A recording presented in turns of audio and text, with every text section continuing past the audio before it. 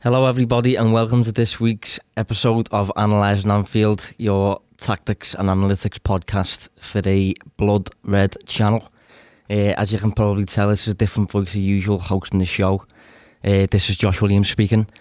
Christian's having a week off, so the guest this week alongside me is the one and only David Hughes. How are you, mate? Yeah, I don't know about that one and only introduction, mate, but yeah, doing well. I apologise to everybody who'll be disappointed that's not Mr. Walsh on today, but just try and stick with us if you can, and I'll do my best to make an enjoyable listen. Josh is here anyway, at least.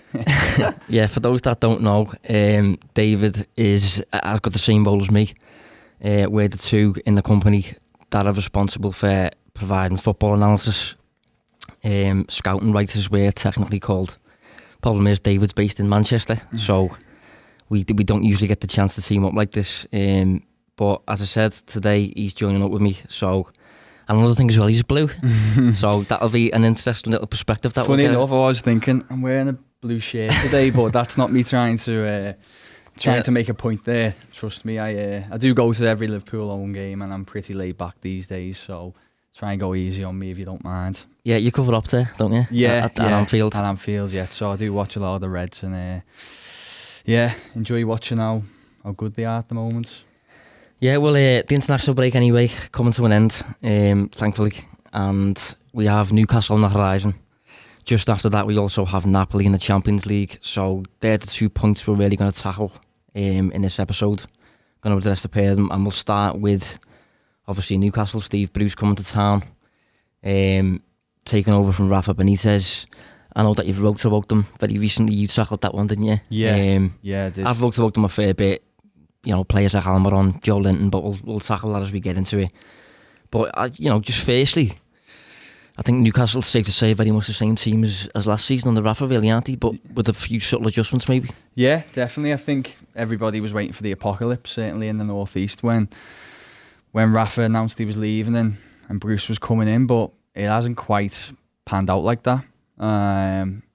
They're almost very much the same side, certainly in the last couple of weeks, and I think what's happened is really it's the optimism that's gone in Newcastle, in the sense of having Bruce rather than Rafa. It looked like a new dawn for them. It didn't quite happen, but yeah, I mean, if you look at them even formationally now, they're exactly the same as how they were last season. Yeah, I think in terms of style of play as well, it's still very defensive, still very old school in terms of the old English kind of manager, whereby you get 10 behind the ball if you can. When you haven't got it, no real intensive press, quite reactive, and yeah, I think he's just trying to build on the foundations of last season, whereby he's just focused on counter-attacking. Yeah, with slightly different players, maybe. Yeah, the funny thing was, I think he initially tried something a little bit different. Obviously, when we were looking over the data before the show, he started with a 5-3-2 in those first initial two fixtures against Arsenal and Norwich. Obviously, they were two back-to-back defeats. The Arsenal one, there was no shame in, but shifting 3 goals against Norwich was a bit of a kick in the teeth for them, and he reverted back to that 5-4-1 that was well drilled under Rafa, I should say. Yeah, and I think we're seeing a lot of the hard work that Benitez has done over the past few years kind of under this Bruce side now. Yeah, I mean, I looked at the possession numbers, still virtually the same. 38.3, I think that says possession for the season so far. Obviously only 4 games in, but only barely a post and less. So obviously that places the emphasis on yourselves to create. I looked at Liverpool's fixture last season with them and at Anfield, and interestingly, that was one of the fixtures we used 4-2-3-1. So we obviously brought Shaqiri in.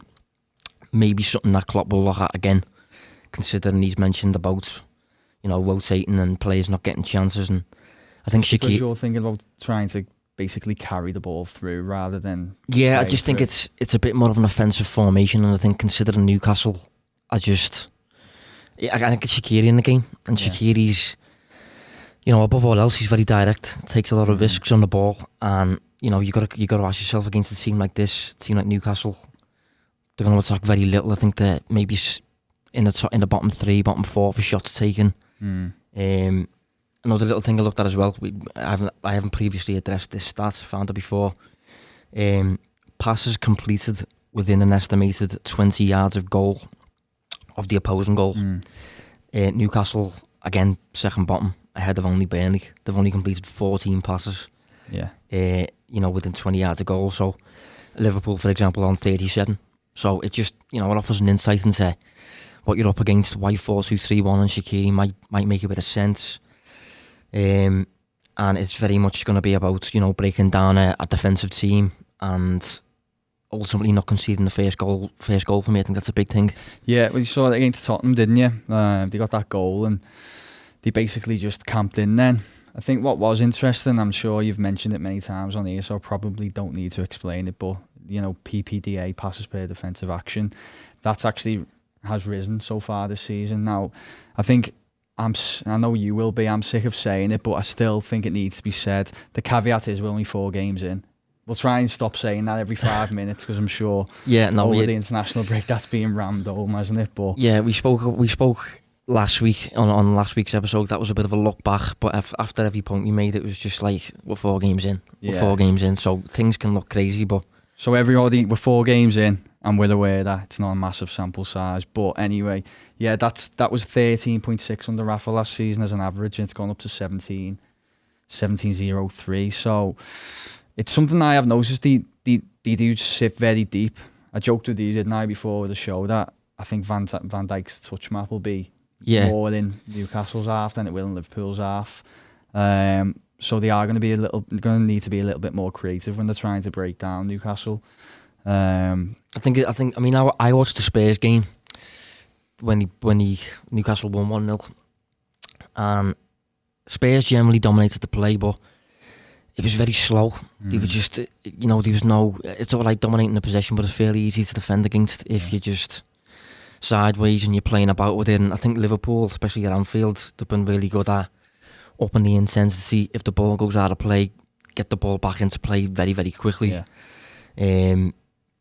Making you deal with kind of a siege, really under siege for like certainly the opening half an hour. Yeah. And I think, as I said, gaining the lead is the main thing here. I think that obviously Newcastle will come mainly to get away with a point, you'd expect. But, if they gain the lead, that gives them absolute reason to just completely knock them out. And it's difficult to break down blocks like that. I think Liverpool are very good at it, don't get me wrong, but it makes the game a lot trickier if you don't score first. Yeah, I think that's true. And the thing is, we'll probably come on to them in a minute, but they have got a little bit more threat now in attack with Joelinton. Obviously, he scored the goal, didn't he, at Tottenham. He was only really, I don't know the exact numbers, but I can't imagine he had more than maybe 1-2 shots across the whole 90 minutes.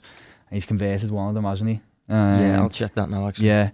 So I think the other thing is, if we're looking at potential threat Newcastle have, which I don't think there'll be a lot of it, but you're going to imagine that obviously Trent and Robbo are going to be pushing on, and there's going to be space in behind those areas. And a few times they did make Spurs look a little bit vulnerable because they play with a similar tactic, and they have got pace. They got Atsu and Almiron who can get in behind there to support them. And I think there will be a little bit of a risk with that. Maybe just a small caveat to keep in mind throughout the game. Yeah, talking about Joelinton there, he took 3 shots against Arsenal and 2 in every match since. So not that bad considering they've barely got the ball. No. And you just mentioned there about, Almiron, Atsu. I think St. Maximum's injured. Yeah. But they're the types of players who, certainly against the top opposition, you've obviously got your striker leading the line, and then you've got your 2 fast wide men as outlets on the flanks kind of thing. And then everything else is basically set up to defend. So I just think that they're very much a counter-attacking team. And as I said, even though Spurs dominated possession, they had 75%, 769 passes to 190. It's just crazy numbers, but, but even given that, Spurs didn't create that much. About 14 shots it was, 2 on target. Yeah, it's not a lot. But this goes on to that point that we were saying, that for all the stick that Newcastle get, I think they are actually a really good defensive unit. You mentioned they've had how many years under Benitez? It was 3. Bruce is from obviously that mindset as well, and I think they've got good defenders in there. So they're not going to be an easy side to break down by any means, are they? Really? No, I looked at Liverpool's games last season against them, and it was obviously a different manager, but we made real use of set pieces, I think. We won the game at St James's Park with a Divock Origi header. We scored in that St James's Park match with a Van Dijk header. At Anfield, Lovren scored, and there was one other as well. So I think something like, I'm not sure how many we scored against them, 6 or 7, but about 4 of them came from set pieces. Yeah.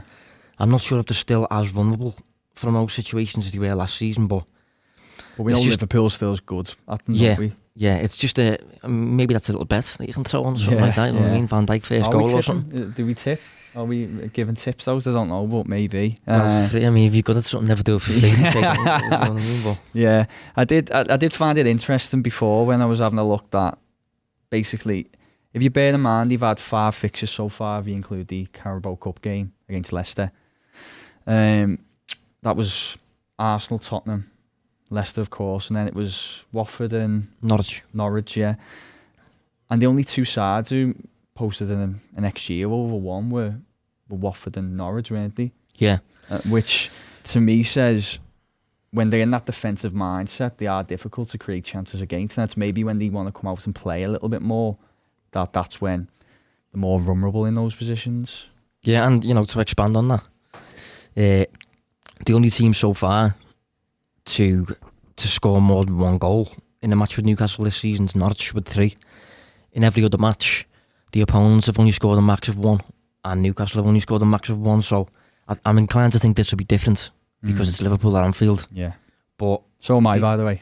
Yeah, well, that's good to hear. Yeah, at least I'm not biased.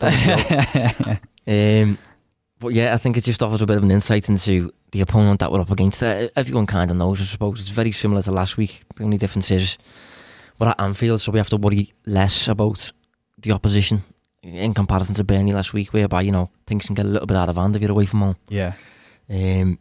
But yeah, I think it's going to be a match that's fairly expected. And I think the threats that we have to cater for, I wrote about Joe Linton when he first signed.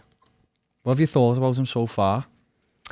Compared to what you might have thought was going to happen anyway? No, it's played out how you expected. No, it's vaguely what I expected, because he's like a technical, less physical version of Rondon, really. Yeah. They didn't want to sign Rondon because he was getting, I think he's 29 maybe. They didn't want to pay a fee for him. He wanted to be a bit more sustainable, which is, fair enough. Yeah.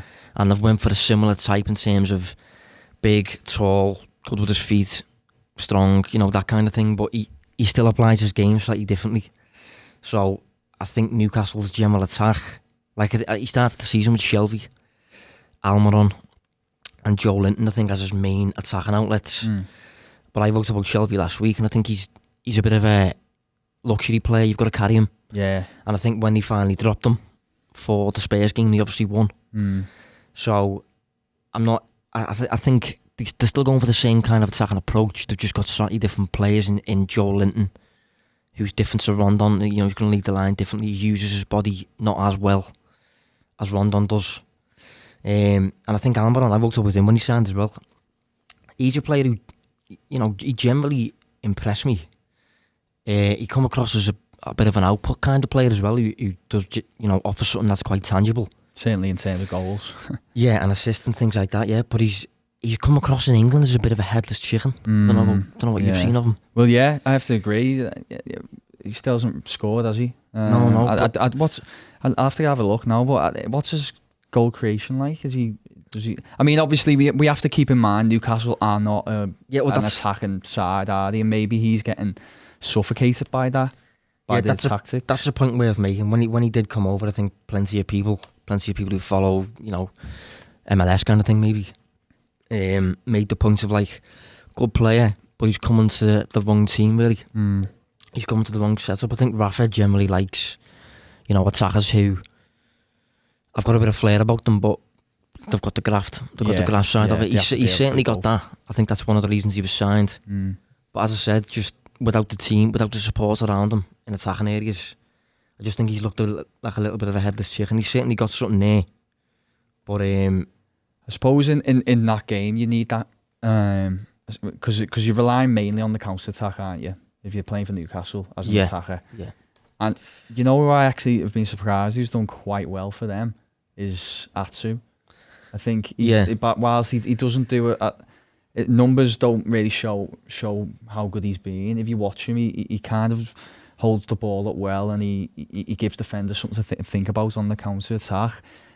I don't know if Almiron's really done that so far yet. Well, Atsu set up the assist for the Spurs game. Oh well, yeah. When he took the lead. Yeah, he did. That was Joe Linton's first goal as well, I think. Yeah. So yeah, I think they've got attackers that are like that though. That St. Maximum's the same. Just in terms of, physical attributes, solid, very fast, good dribbler, but prone to being a bit all over the place, really. Yeah. I think St. Maximum last season was producing dribbling numbers that were just like 15 a match or something crazy like that. Certainly 15 attempted. It's funny, if Newcastle weren't at Anfield this weekend, or not even playing Liverpool, actually, given the level that Liverpool are at the moment, you'd probably look more at that defence from an offensive point of view, in terms of like Shaw, the way he can come out and carry the ball. And I think that they've got good win backs as well, to be fair to Newcastle, but you just can't really see how they're going to come into play, can you, at Anfield at all? Can't really see that happening. Not to give Liverpool anything to think about in that regard, in fact. No, I think generally as the season progresses, I think they'll be involved in a lot of games whereby they lose or win 1-0. I think there'll always be a goal in it with Newcastle games. I just think at Anfield against Liverpool, we've obviously had a bit of a rest. I just think we'll probably be a bit too much for them, to be honest. I mean, it'll be interesting to see how we actually attack them, because you have that theory, don't you, in terms of Robertson and Trent maybe being a bit less effective in this game because of their 5-4-1 kind of thing. Yeah, it's basically if you face, for me, and it was only the back of a small sample size of research, but certainly on the back of maybe a 5-man midfield or 5 in defence, where there's a lot of width in that defensive structure, I think you ultimately block out those lanes for Trent and Robinson to attack. I'm not saying Liverpool always struggle, because they still tend to win those games, but of course they win most games, but they're not as free-flowing as they normally would be, is what I've found. And this was, as I said, it was very small research. I'd have to look into it further, but it is only a theory at this stage. But it was why I was so perplexed at Arsenal's decision to play that diamond at Anfield. Yeah, it was crazy. I know you've probably gone over that 1,000,001 times, but so I do. No, we did address that on an episode here, just in terms of like they are really Liverpool's means of entering the final third and that kind of thing. So when you allow them the entirety of the flanks, they're gonna just play as wings, really. Yeah, that's it, and they can just get up and down without any issues. But the thing with Liverpool is, of course, which is something I've spoke to you about separately that I really admire, is the tactic could be to play as they would, i.e. using these wing backs, and Newcastle might try to suffocate those areas. But what I really, really like about Liverpool is the way they can adapt in game to change the tactics. Yeah. I used a really bad example of Everton against Aston Villa. I thought Everton in that game tactically started the game perfectly. They were on top, definitely. On top for the first 20 minutes, but they can see the goal against the run of play and they just don't know how to adapt. And I think that's the difference between a decent side and Liverpool, who are an excellent side, is they have more. Basically, you can stop them one way, but they'll find another way to get through you, and it'll be. I think that's what will be most interesting about this game on Saturday. I think the way Liverpool are going to maybe have to amend how they approach it. You touched on that they might change the formation. That wouldn't surprise me. They might bring someone in off the bench to start. That wouldn't surprise me either. So, yeah, it's going to be interesting to see how they can actually break through Newcastle, which I'm sure they will. Yeah, I think on Liverpool adapting mid-game and things like that, I think it's one of the reasons that we're good at that kind of thing is that I think we're almost in a bit of a state of shock when we go down, when we have a deficit and we have to claw it back. I think there's a bit of surprise there. I remember last season when Arsenal took the lead at Anfield, And we just, it was almost like they made us angry because we hit back, I think, maybe 3 by half time. Firmino was on fire, beat them 5-1, I think, in the end. But that's the perks of building a squad. That's versatile, flexible.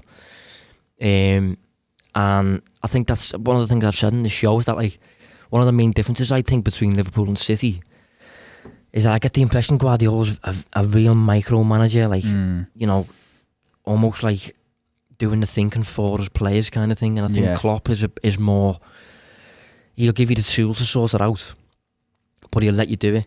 And I think as a result, it's resulted in Liverpool being a lot more streetwise than City, a lot more adaptable, a lot more able to cope, hence why we do so well in Europe compared to them.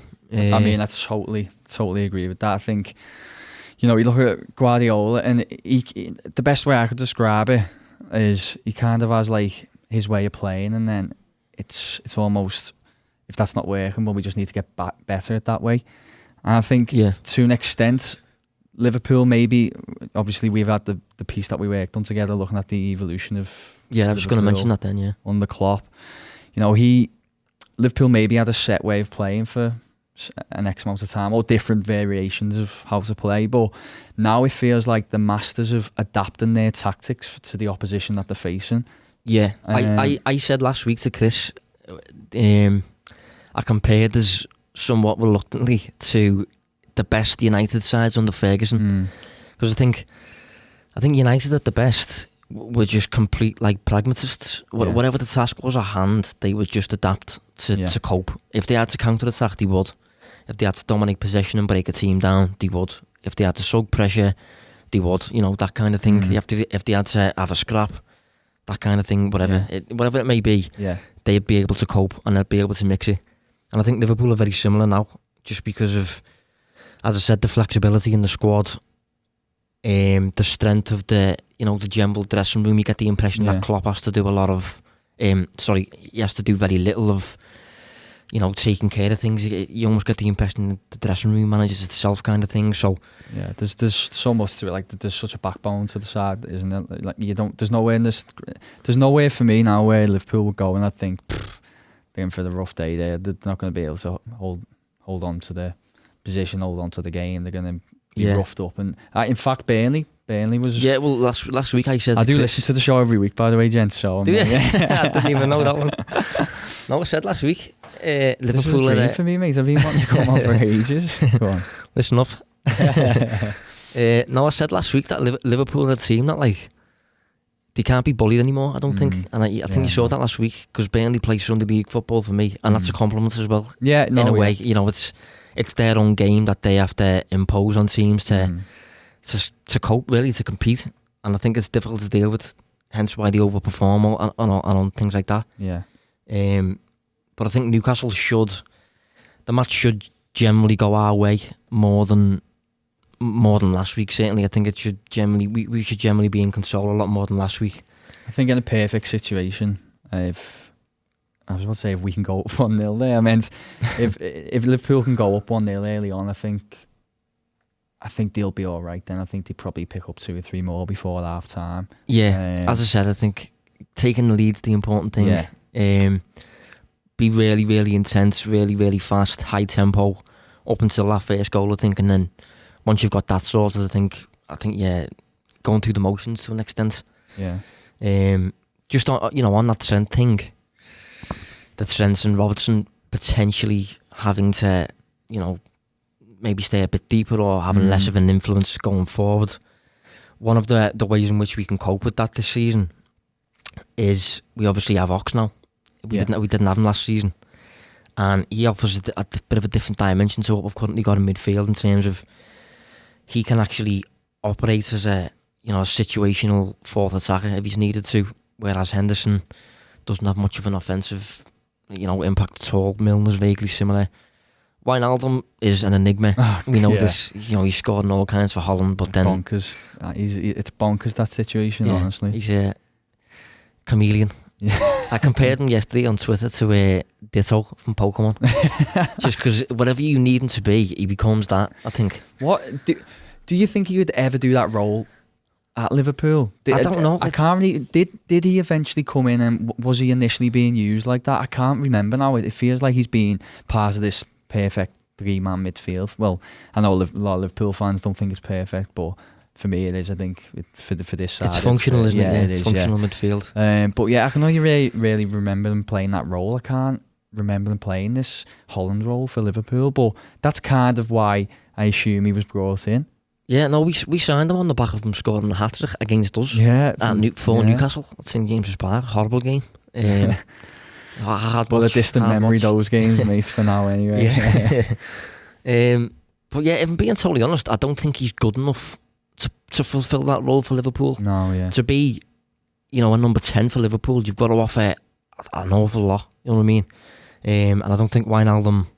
I mean, he offers a fair amount going forward. He clearly scores for Holland and things like that. But I don't think Holland have got as good as many options as Liverpool. No, the thing is, defensive areas. Although it might have been like this 20, 25 years ago, club sides are better a lot of the time than international teams now. You'd pit Liverpool to beat Holland, wouldn't you? In a match. Providing he had some, like Van Dijk on playing in a Liverpool shirt, but. And I agree. I think Liverpool have got more talent, and they're just the way their set up is. I think I'm not sure he could actually have the same impact. I don't know. Yeah, I just don't think he's good enough offensively to play an offensive role for Liverpool. I think I do actually think he was signed as a central midfielder. I think Klopp had a perception of him that he's versatile. I can use him where I need to use him.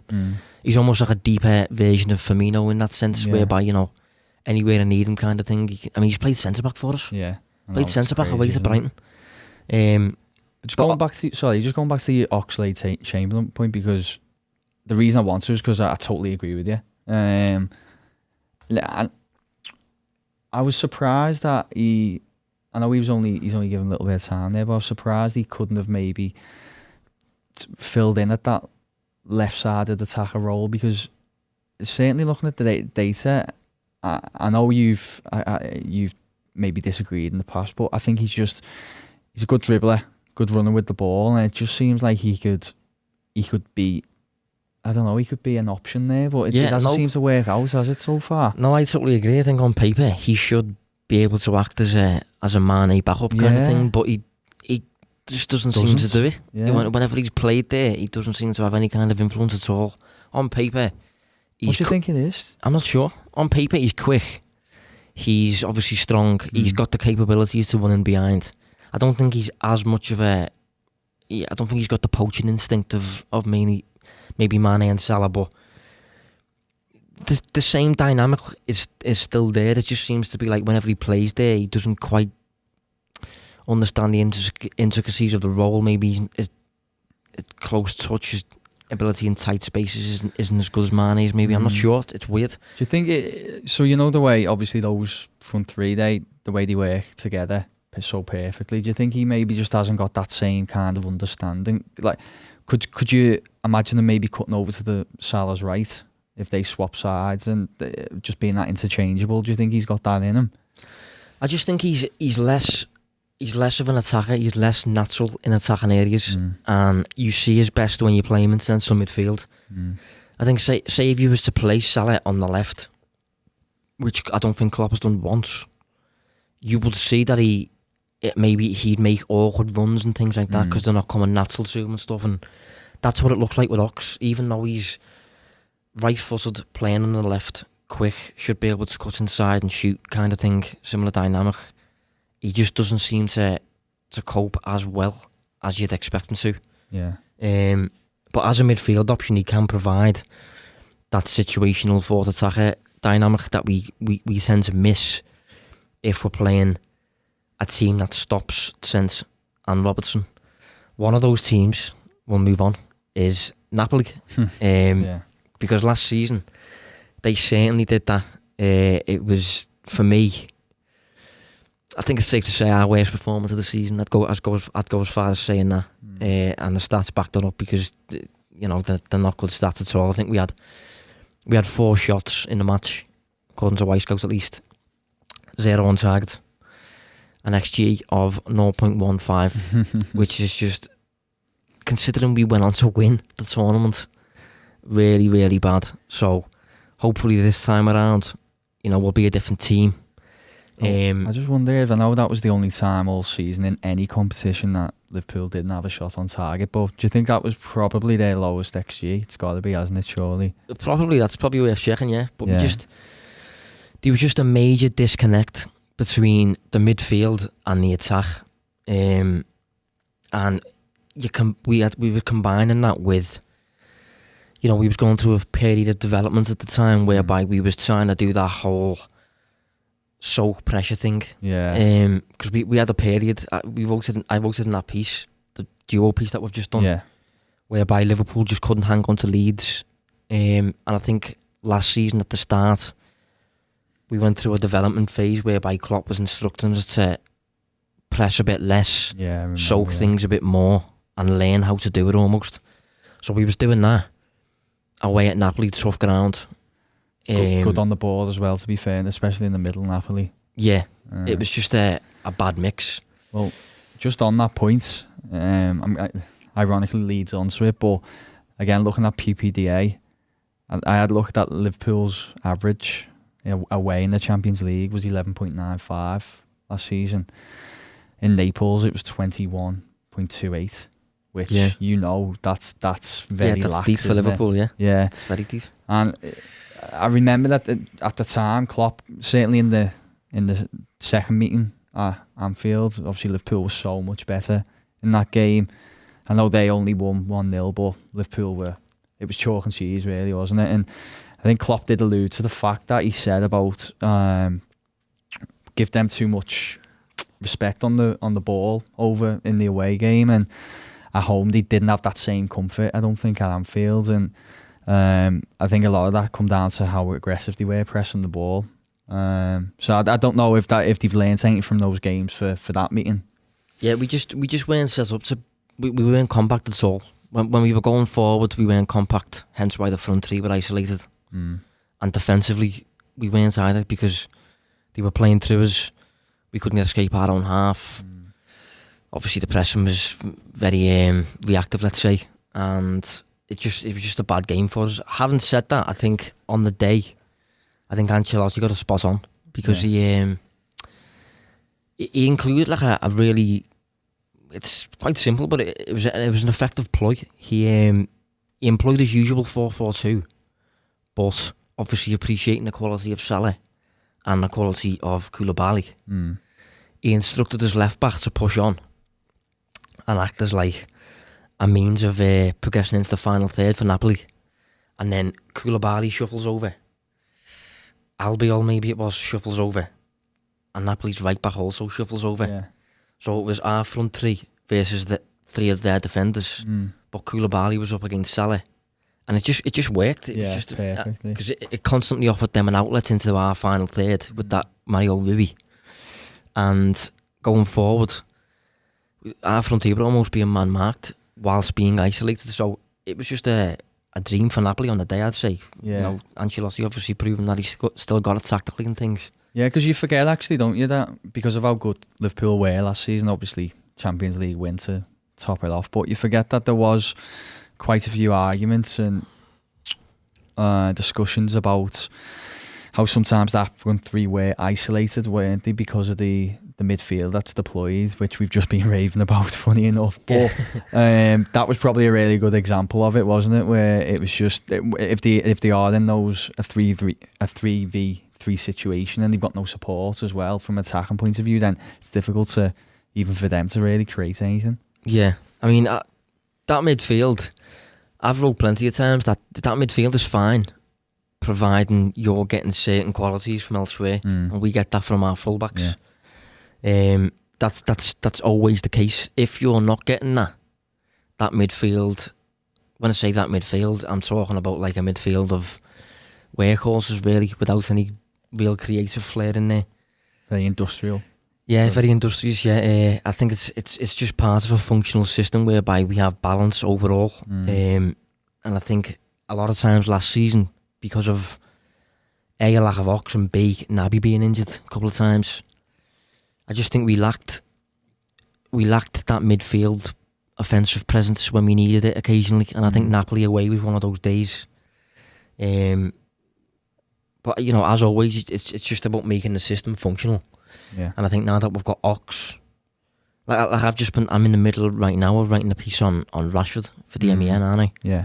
And they've asked, what's his best position, kind of thing, and it depends. As always, it depends on the surroundings, kind of thing. And if you've got Harry Kane up front for England, yeah, Rashford's obviously better deployed on the left. Whereas if you're Man United and you haven't got a striker, it's a bit different, isn't it? Yeah, you're spot on. Yeah, the players around them make the difference, and United haven't got a Harry Kane, so all well and good saying that Rashford's better on the left, but then who are you putting through the middle? Yeah, exactly. So I think I've been asked plenty of times about Ox. When he was returning back from injury last season, obviously we got a bit carried away because he wasn't exactly ready. No, but I've always said that what he will offer is key for this kind of match, this kind of game whereby you're away from home. It might be a bit trickier to get up and support the front three. Yeah. But because of how mobile he is, his power, speed, his energy and things like that, he can do that almost hybrid role. Yeah. Whereby he's a midfielder before he's an attacker, then he's a midfielder again, and that kind of thing. So yeah, it'll be interesting to see if he's used.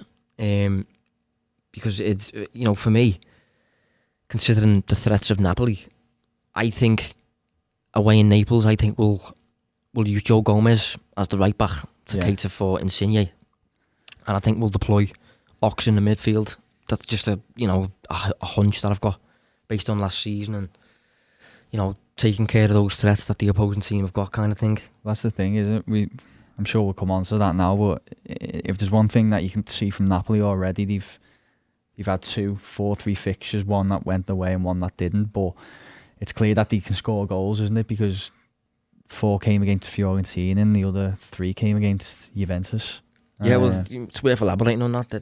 They're only, I think they're 2 games in, aren't they? Yeah. Obviously, both matches have finished 4-3, which doesn't happen very often. No. They won 1, lost 1, didn't they? Yeah, 1-1. So and even the game that they lost to Juventus was unlucky. Yeah. Last kick of the game, really. Yeah, own goal. Yeah. So yeah, what it shows is Liverpool will probably be given chances, but equally they're a strong side in attack, and obviously I think they bought pretty well this year. They have. One thing I was going to say was on those 4-3s, it's somewhat surprising considering they've just bought Manolas from Roma, so they've got a centre back pairing of Koulibaly and Manolas. So there's a fair bit of strength there. That's 2 elite players for me. So I watched a little bit of the highlights of those games, and Koulibaly, he's a beast, isn't he? But at the same time, I don't know, he seems to have this fragility in his. I think he's one of the closest out there to Van Dijk in terms of having a complete game. But I think maybe Van Dijk's just got that bit more cool-headedness about him. Well, he's the one who, we should have said, he's the one who actually scores the own goal in the last minute for Juventus. Yeah. And there's a goal that you can see. It may have been against Fiorentina where he gets turned on the edge of the 6-yard box, and it's a nice turn, but you just couldn't imagine someone doing that to Van Dijk, I don't think, in a Liverpool shirt. Well, in the second fixture we faced Napoli last season to actually get through the group, Salah scored our only goal. We beat them 1-0, and he gets the better of Koulibaly in the moment. So, Koulibaly gets talked up. He's a superb defender. He's got an absolute ton of useful traits. But I think, Van Dijk's on a different level to him for me. Just not by a great deal, but I think Van Dijk's just, that more complete, that more mentally cool and composed and able to assess situations. For me, there's a bigger gap than probably it is for you, actually. I think Van Dijk's, if you look at the data, obviously he's a fantastic player, but I think Van Dijk, just for the purpose of what you've just said there, just for that reason, I think he does have such an aura about him now, and I'd still be confident that Liverpool could force an error out of Koulibaly over there. Maybe Salah's quick feet or something, or still turn him. I'd be surprised if that would happen to Van Dijk. Yeah. Well, Napoli's still vaguely similar to, more than vaguely, to be honest, compared to last season. Still very much 4-4-2. 4-4-1-1 kind of thing. Mertens has been leading the line with Millichouse injured. The man who had the infamous chance at Anfield to knock us out, and Alisson made the big save. And they've got Fabian Ruiz playing as number 10 so far this season, right behind him, which is an interesting little move. Yeah. I think he played in the left last season in a 4-4-2. But yeah, just on Napoli's signings then over the course of the summer, because that's obviously what makes them a different team compared to the team that we're facing now. We're still obviously very much the same. We've signed virtually nobody, but we've lost a few. They obviously moved to sign Manolas, who we've mentioned, Hirving, Lozano, who was, many have talked up in reference to a move to Liverpool from PSV.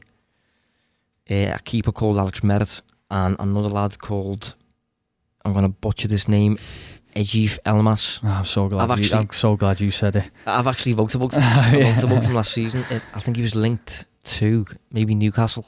Yeah. And I think he was only 19 at the time. But he come across as just a technically clean Andre Gomez type player. You're one of them who doesn't offer particularly output that's measurable. Yeah. But he's just clean. He's just one looks of them good on the eye test, so to speak. Yeah, tidy player. Yeah. But considering he was still a teenager at the time, it's probably not a bad move for him. Yeah.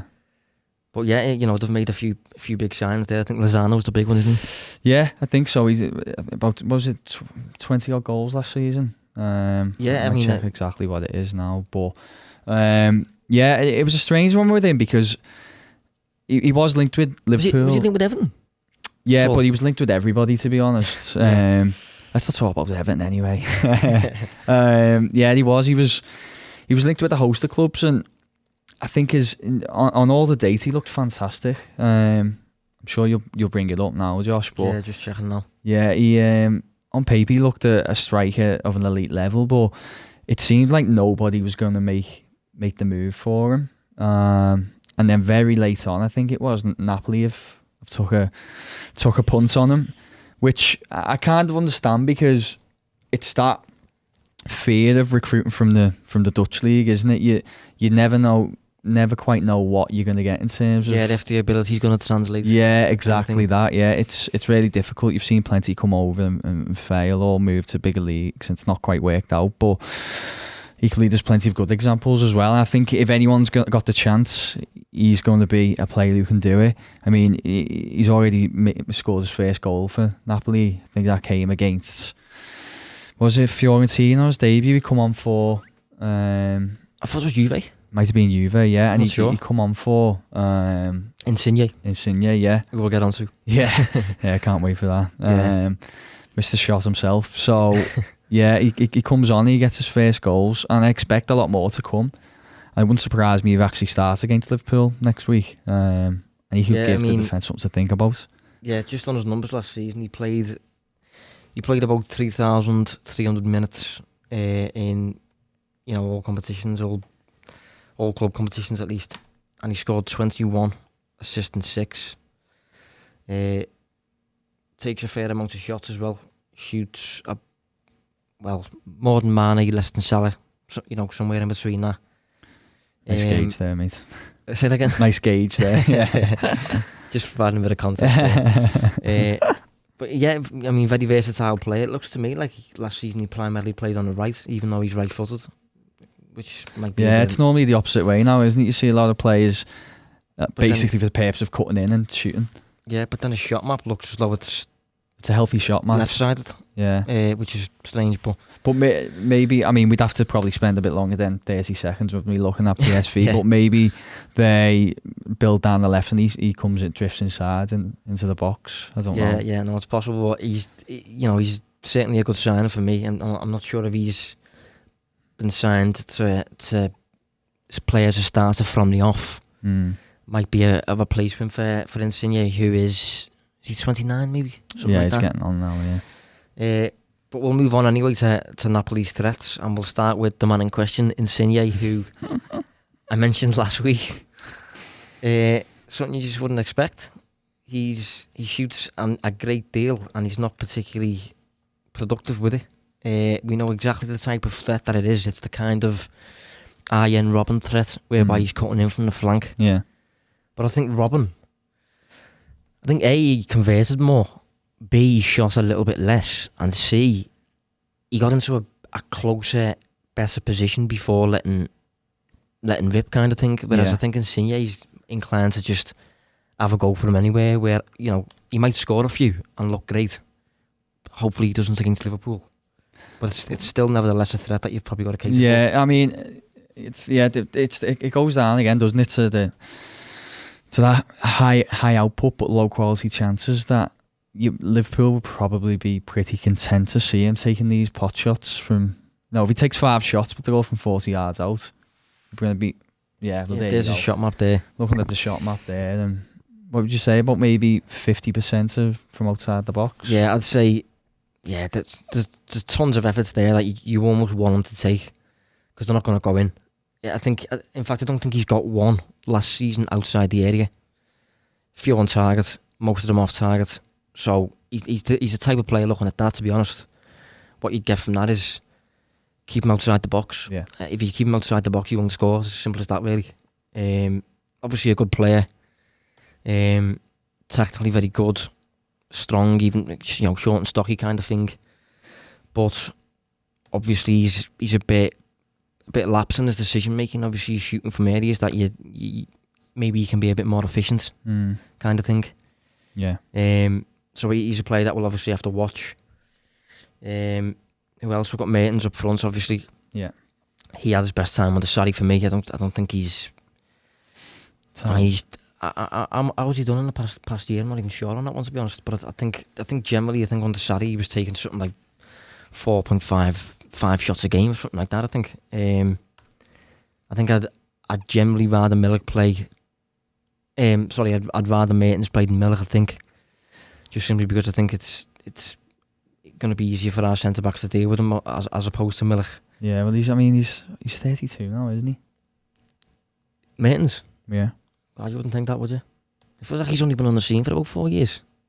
Obviously, since Sarri's rise. Yeah, I know, but it's one of those players who just kind of becomes on the scene quite late. And obviously, if you look at the way Napoli as a club, I suppose, have developed over the last 5 or 6 years, in terms of becoming a well kind of considered good side who consistently make the Champions League and stuff, he's been part of that, but. It's I expect him to be shown the door. In fact, who was it that went to China this very recently? I'll come back to it anyway. But I expect him to. He's a little bit of the old guard now, and I think I think Liverpool probably prefer to be facing him in a week's time. Yeah, I mean, I think they've generally got a good side. Full of players that I think would take Liverpool's interest. To be honest, they've got Zielinski in there. We were linked with once. That Allen's obviously a great player. He was superb against us last season in both legs, I think. Yeah. Obviously got a good centre back pairing. So there's obviously threats there we have to cater for. I think we're very good at learning from lessons, learning from mistakes, Liverpool. And I think we'll go there knowing a bit more what to expect, a bit more what we have to do. Yeah. And hopefully they'll continue to lead goals, although I'm not particularly certain that they've deserved to concede 7 so far. I think based on XG, they should have conceded about 4. Yeah. And one of them goals was a penalty as well against Fiorentina. So, maybe they've been a bit harshly done by there. I mean, the penalty skews that, but you'd still make an argument that, I mean, as I said, the penalty skews it, but 2 per 90 over 2 games, XG wise, is still quite high, isn't it? Yeah, it's not what you want. It's still giving high quality chances away. So, I just think. They provide something attacking wise that's going to maybe test Liverpool, but I just think, even if they find a way to get a goal against Liverpool, you could imagine Liverpool to get 2 or 3. Yeah. I think that'll prove to be the difference. I mean, what are Liverpool averaging? It must be over about 3 goals a game this season. Yeah. I'm not sure on that. I haven't checked that one. No, maybe a little bit less, but yeah, I check that now. Yeah, I think it's. I think even if they've got that quality there to find the net, I can just see Liverpool outscoring them.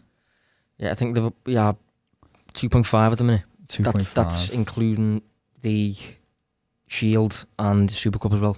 Oh, okay, yeah. So 2.5 goals.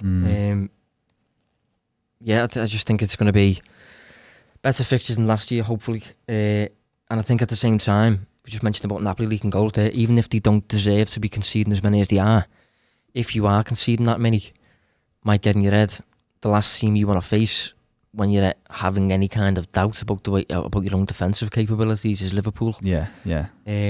Accurate goal scorers, pretty much. Yeah, penalties threat. Yeah. Threats that'll test you going both ways and things like that. So difficult side to face, and it'll be an interesting match. We'll obviously be reviewing that match next week. Definitely.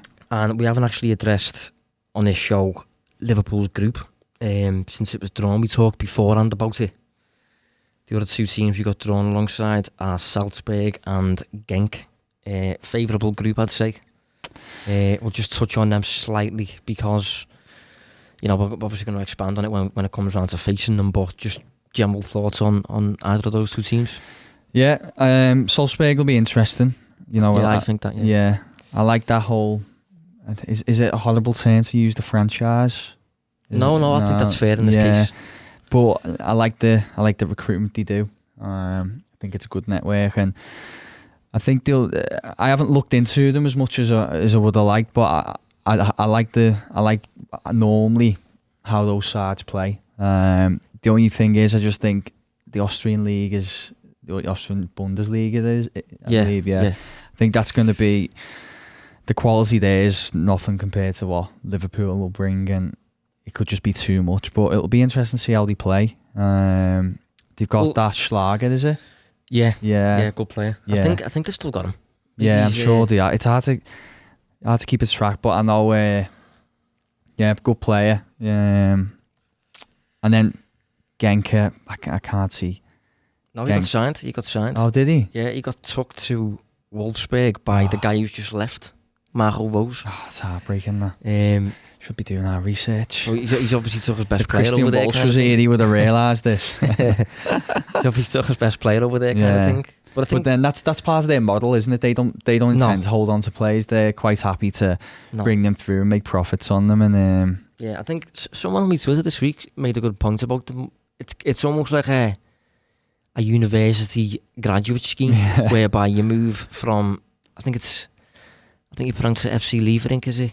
Yeah, I know exactly. To Salzburg, to Leipzig, and then you probably, if you hit them heights, you're getting sold. Yeah. The likes of Naby Keita's moved from Salzburg. I think he's done the whole thing, in fact, and then to Liverpool. Yeah, and we got Manik from Salzburg. Yeah. But I think generally Red Bull are just focused on promoting their own brand through football, so their football teams have to capture what the energy drink's about by playing attractive, attacking, energetic football. I've never put that two and two together, but I can fully relatable to it. That's honestly what it is. That's honestly what it is. Is it really? It's just a marketing means, just promote the brand. So you watch Salzburg, it's very, vertical football, front to back, pressing, chaos, and that's very much what Liverpool were about, or certainly were about initially in Klopp's first maybe 2 seasons. Yeah. So I've already suggested that they should be 2 very entertaining fixtures between 2 teams that are intent on getting from A to B quickly, and they're not really interested in everything between. Yeah. And Genk, I think the first thing that comes to mind regarding Genk is Sander Berg. Oh, the midfielder. Yeah. He got linked with Everton, I think, didn't he? Yeah, they another Visagana replacement, but the Norwegian, isn't he? Yeah, looks a very, very good player. Then I actually think his ceiling's going to be higher than Everton's. Only looking when those links were there, I think he was passing of upwards of 90%. Really good at reading the game, making interceptions. And still only 21. 21, yeah. So I think the ceiling's going to be higher, and you're probably looking at a club the size of, not yet, but maybe in about 5 years' time, you're looking at a kind of a Liverpool, maybe, even like a Spurs or something like that. Spurs, yeah. But I think, I don't know if I put Spurs in that group, to be honest with you. Even though I do rate Spurs, of course, and Pochettino, but I think he could go to be in the top kind of 0.1%. Yeah, well, I thought that about Ndombele and look where he is now. Yeah, so. it's true. That's bad, yeah. But I think one thing on Sander Berg that I pick up on is just, his physicality. Considering he's now 21, so technically now he's stopped growing. But at 19, he was really standing out as a really physically built midfielder. Yeah. Who also had a bit of technical ability, a little bit like Marco Grujic to an extent in terms of his build, whilst boasting a technical proficiency on the ball. Yeah. But other than that, they've got a striker, a lad up front who I wrote about regarding Cardiff City a while ago. They were linked with him. I can't remember his name. Samata. First name begins with M and his second name is Samata. Belgian league. I'll be honest, not even on my radar. So no, I don't know why he was on Cardiff, to be honest. But I think generally they're a team that shouldn't really be able to cope with Liverpool. I think Liverpool will be able to rotate a fair amount for both fixtures, really. Yeah, I think from a purely, a neutral point of view, I guess, I think it'll be interesting games of football to watch, won't they? I think all three sides play. I hate this term, I hate it, but I can't think of an alternative. They play the right way or a nice way, an enjoyable way. Aesthetically pleasing. Correct, yeah. So, yeah, I think it was a perfect world for Liverpool. I think it's a group they should progress out of quite comfortably, but also there'll be some interesting games and maybe some interesting scouting opportunities as well. Yeah, that's a good point. It's worth noting as well that all three are relatively close by in terms of travel, which is obviously ideal for European fixtures. Yeah. So I think Liverpool, compared to last year, certainly should just generally progress from the group fairly easily, I'd say. I think it's up between us and Napoli who actually achieves top spot kind of thing. Yeah. But I don't envisage any kind of problems this season regarding the Champions League group stages. If you compare that to last season as well, it becomes such a big fixture so early on in the season, that Napoli game at home, didn't it? And now there should be none of that, just be a lot of concentration on. We had PSG as well. We had PSG twice, and that's distracting you from league fixtures that you don't really want. You want to just gain as much of a lead over City really as you can, as hard as that is to do. You got 2 points so far. Just keep down, you'll be all right. Yeah. So to round off, I think verdicts. Liverpool, Newcastle. What are your thoughts? Yeah, I think it may take half an hour or so to break them down, but after that, I fancy Liverpool to bag a couple more. I'm going to go 3-0 Liverpool. Yeah, I think I'd back that up myself. I think I'd go for 3 or 4. Great man. And I don't think I doubt we'll concede, to be honest. I can't see us conceding. Newcastle are really... They just haven't got much going forward. I think that's what they're still working to fix. I think defensively they're quite sound, but going forward they just haven't got a great deal there. I also think they'll probably never get that balance right. I think if they try and attack more, they're just that defensive. Yeah, they end up opening up. Because of the way it is. So, yeah, the only way I can see them scoring in Anfield is if it's a bit of a fluke. Yeah, and then Napoli. Tough one. Yeah, it is. I think that's going to be... This is probably Liverpool's hardest Champions League game at the group stage anyway. Away from home, but I'd still back them. I think Liverpool. It could be goals in the game. I'm going to go 3-2 Liverpool. I think on that one I'm going to go. I mean, obviously these are complete random predictions based on very little data, kind of thing. You can't really make predictions as accurately as that. But I think I'd go 2-1 Liverpool. I don't think it'll be a nice fixture. Tough away fixture, tough away ground, but I think Liverpool, now going there as European champions, aware of what the mistakes were last season, now have a player in Ox who's capable of solving that kind of thing, and it's just I think we'll run out winners hopefully. Hopefully. So we'll round it off there anyway. Thanks very much for joining us, Dave. Yeah, no, it's good. It's good to be on, mate, and hopefully people stuck around to listen and not mourn the missing of Christian Walsh too much. I can sure he's well. He's I don't know, what is he doing today? I'm not sure. As far as I'm aware, anyway, he's going to return next week. Yeah. I mean, unless something else happens. Just before we round off the podcast, we're going to light a candle in his name. Yeah. You can feel a lack of presence, but thanks very much for joining us anyway, and catch us next week to review Napoli and look ahead to I can't even think who we've got, but do join us anyway. Thanks. Cheers.